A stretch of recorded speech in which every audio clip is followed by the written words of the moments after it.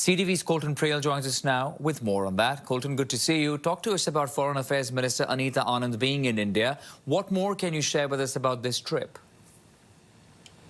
Yeah, actually, she met today with the Prime Minister Narendra Modi, also with the foreign affairs and trade ministers in India. But what we saw, the big news was a release of a joint statement from Canada and India, essentially outlining the roadmap for where these two countries see relations going in the near future. Where do they want to work together? The highlight of it, certainly the big takeaway, is that they recognize in the context of the ongoing global economic uncertainty and rising geopolitical tensions that a strong and resilient Canada-India bilateral relationship is essential. That is the main sentence to recognize here. This is a significant shift in where relations were between the two countries. Certainly last year, a year ago this weekend, Justin Trudeau expelled Indian diplomats from Canada. That connected to an RCMP investigation that found that there were Indian government agents involved, or allegedly involved, we should say, in committing coercion, violence, even, assaults and murders against Canadian citizens. And so there has been a dramatic shift in these relations over the last 12 months.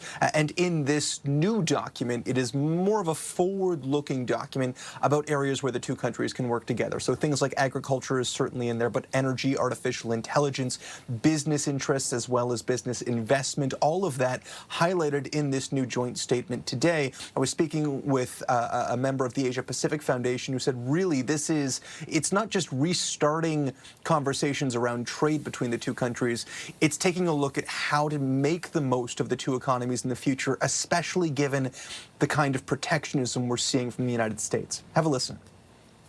Both governments want to modernize the discussion. So this is not just going back to what we were negotiating 2 years ago. This is taking stock of how things have changed in view of the trade disruptions, tariffs, the greater volatility and insecurity in the global economic order. What's interesting here, though, is there's new polling out today that shows, despite the fact that 55% or so more Canadians than not believe that it is the right decision to restart negotiations with India and restart, I should say, trade relations and diplomatic ties with India, that according to Angus Reid, they also found that 25% or so, 24%, believe that India is still an enemy or a potential threat to Canada, and nearly 60% of Canadians say that the government should approach them cautiously. Now, despite that finding, despite that skepticism from the Canadian public, the former High Commissioner to India says it's still the right move to move forward here from the Carney government. Have a listen. It's building strategic autonomy in the sense that we should be able to have relationships with other countries in the world, and not having relationships with two of the biggest economies is really important. It's really important to get that restarted.